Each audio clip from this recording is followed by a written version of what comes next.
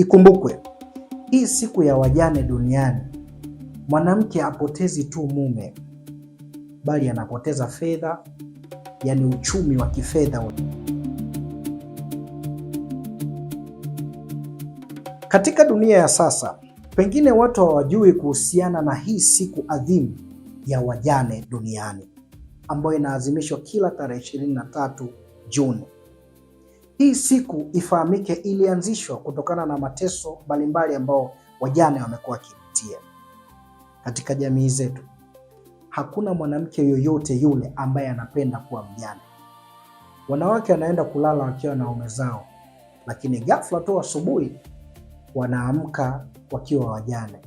Na hii inasababishwa na vitu mbalimbali ambavyo vinatokea, ikiwa pamoja na ugonjwa na mambo mengine. Ikumbukwe, hii siku ya wajane duniani, mwanamke hapotezi tu mume, bali anapoteza fedha, yani uchumi wa kifedha ule, kwa sababu wanawake wengi huwa wanategemea wanaume wao kwa kuwa mwanaume ndio kichwa cha familia, lakini anapoteza hadhi. Kama mnavyojua, mtu anapokuwa katika ndoa au vazi amejivika lile vazi la ndoa, katika jamii zetu hizi za Kiafrika au duniani na ulimwengu kwa ujumla, inakuwa ina thamani kwamba yule ni Mr. and Mrs. fulani. Kwa hiyo anapoondokewa na mwenza wake, anaipoteza ile thamani, anapoteza nguvu ya uchumi, nguvu ya fedha, kwa sababu wengi huwa wanawategemea wanaume wao. Kwa hiyo kiujumla, hivyo ndio ninavyoweza kuielezea siku ya wajane duniani ambayo inaadhimishwa kila tarehe 23 Juni. Chimbuko la siku ya wajane duniani nitawarudisha nyuma kidogo.